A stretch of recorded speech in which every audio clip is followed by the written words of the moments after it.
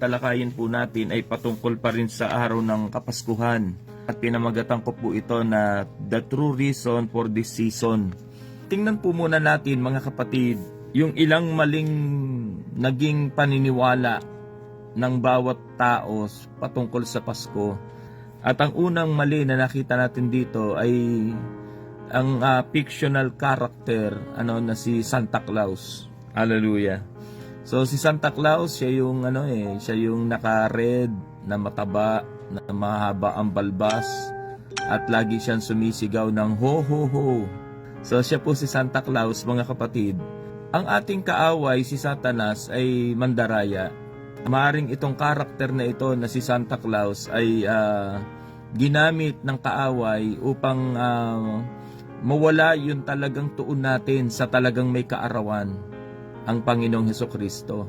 So kaya ang nakakalungkot mga kapatid, lalo na sa panahon ngayon, maraming mga bata mas kilala si Santa Claus tuwing araw ng Pasko kaysa sa Panginoon. So yung mga bata pag araw ng Pasko ay nagiging excited.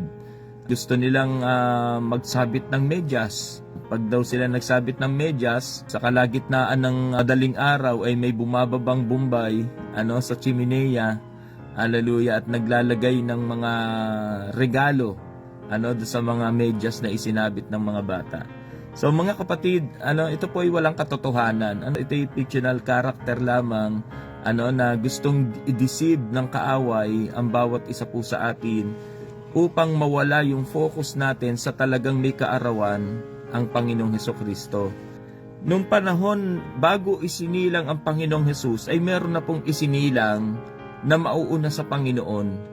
At ang role niya mga kapatid ay ihanda ang daraanan ng Panginoong Hesus.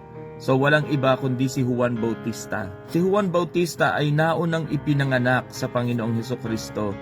At ang role niya ay ipakilala ang ating Panginoong Hesus.